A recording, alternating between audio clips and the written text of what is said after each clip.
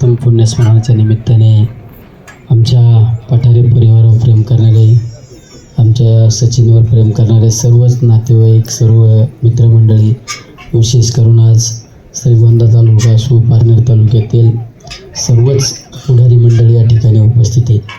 खऱ्या अर्थाने गुलाबराव काकांचा वारसा त्या ठिकाणी सचिन आजहीपणे सुसंस्कृतपणे चालवण्याचं काम करत आहे.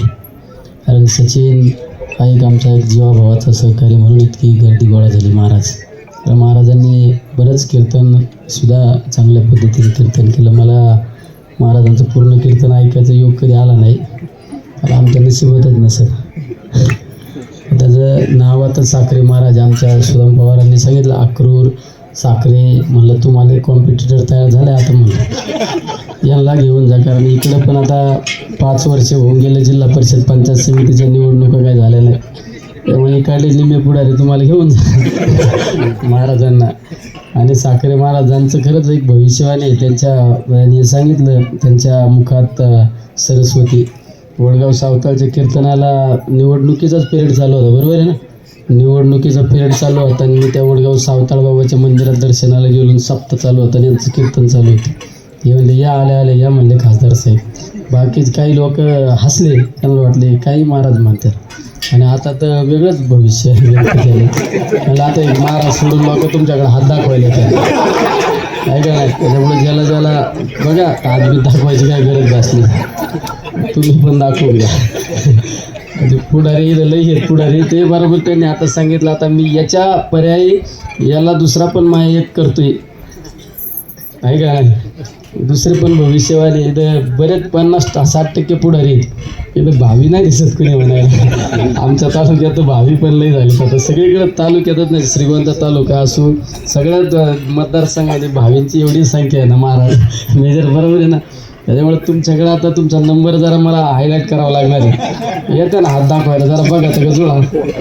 शेवट कर्म असतं, चांगलं कर्म करा, तुम्हाला आयुष्यात काही कमी पडत नाही. हे आपल्याला धर्मकारांनी शिकवलेले हे संस्कार असतात. आमच्या आज सचिनच्या वडिलांनी जे संस्कार घालून दिले, जे काम केलं, त्याच्या संस्कारावर आज सचिनला त्या ठिकाणी पुण्य मिळते. हे सगळं वैभव उभा केलं सचिनने. कारण सचिन हा माझा एकदम जवळचा मित्र आहे. आम्ही मोटरसायकलवर पेट्रोलला माग असणारी माणसं होतो आम्ही, सचिन आम्ही सगळे, बरोबर. सुरेश दादाची गाडी आम्हाला वापरायला आमच्या सचिनला, कुठे दादा.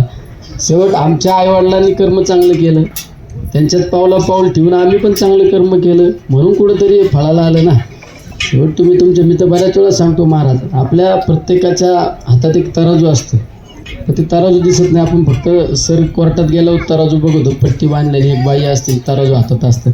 ते पाहण्यापेक्षा आपल्या प्रत्येकाच्या हातात एक तराजू असतो, त्या असतं. म्हणजे बरोबर ना दादा? ते म्हणजे पापाचं आणि पुण्याचं. तुमचं जर पापाचं पारडं जर भरलं ना, तुम्हाला या दुनियातली कोणती शक्ती वाचू शकत नाही. आणि तुमचं जर पुण्याचं पारडं जड असेल ना, हे दुनियातली शक्ती कोणची तुमचं काही नुकसान करू शकत नाही. त्यामुळे कधी पण कुणीला, ठीक आहे तुमच्यासारखे साधू संत आहे, माणसाच्या आयुष्यात चुका होत जातात, पण नेहमी माणसाने जीवन जगत असताना एक गोष्ट लक्षात ठेवायची, आपलं पुण्याचं पारडं कधीच हालून नाही द्यायचं. पुण्याचं पारडं जड असल्यानंतर काही अडचण येत नाही. मी सुद्धा आज या ठिकाणी तुमच्यासमोर खासदार म्हणून उभा आहे, तुमच्या सगळ्यांच्या आशीर्वादाने उभा आहे.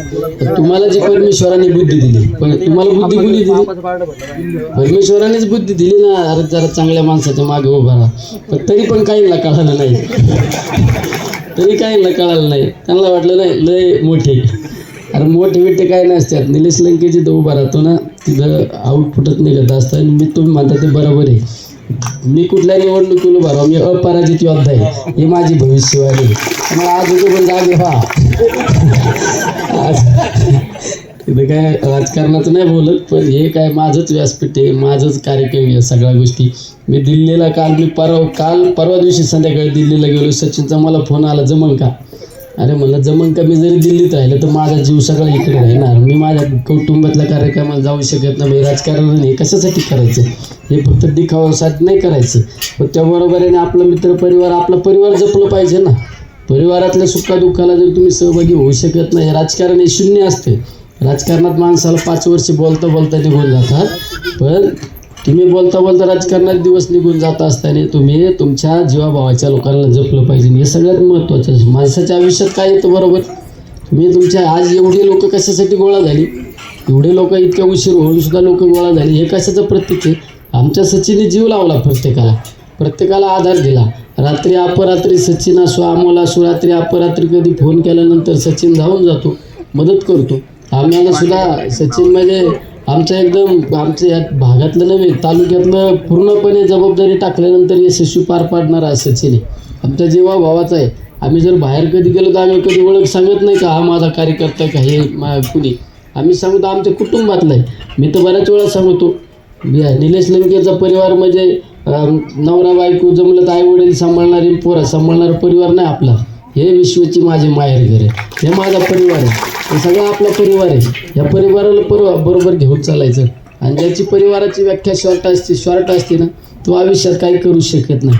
ज्याची परिवाराची भूमिका मोठी असते ना, असंख्य, हे सगळे माझे मायबाप आहे, त्याच वेळेस काम करू शकतो. आम्ही सुद्धा कोविडमध्ये काम केलं. आम्हाला बऱ्याच जणांनी विचारलं तुम्ही कोरोनात काम कसं केलं.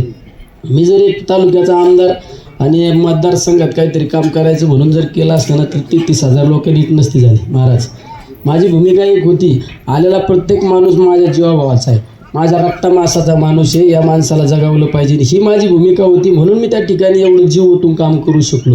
मी कुठल्या जीवाभावाची पर्वा नाही पडली. जर आपल्या एखादं जन्मजातं पोरगं जर पाण्यात पडत असेल तर बाप पावता येत नसेल तर उडी टाकतो, पोराला वाचवायचा प्रयत्न करतो. ही भूमिका असते, आपल्या रक्तमासाचा गोळा आहे. तीच भूमिका आमची सुद्धा कोविडमध्ये होते. नाही, हा आलेला प्रत्येक माणूस हा माझा माणूस आहे, माझ्या जीवाभावाचा माणूस आहे. म्हणून आम्ही सगळ्या सहकार्याने, मी असो, आमचे बरेच या ठिकाणी आमचे बाळासाहेब खिलारी असो, आमचे पोटगन मेजरच्या आमच्या कुटुंबात दुःखद घटना घडल्या त्यावेळेस, पण आम्ही हटलो नाही.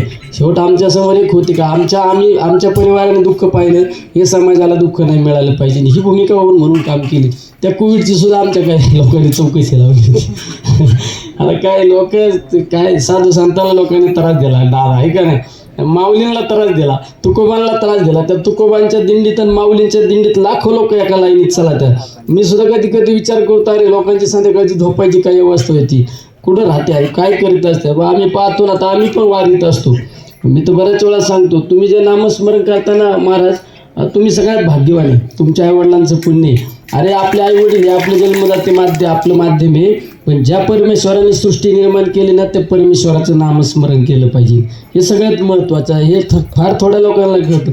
आता हे लहान मुलं घडवण्याचं काम केलं, अहो खरंच तुम्हाला पुण्य आहे. कुठंतरी भगवंताची कृपादृष्टी आहे तुमच्यावर. त्यामुळं या ठिकाणी कोणत्या संप्रदायात यायचं, कोणचं काम करायचं, हेच सुद्धा आपल्या आईवडिलांच्या पुण्यावर ठरलेलं असतं.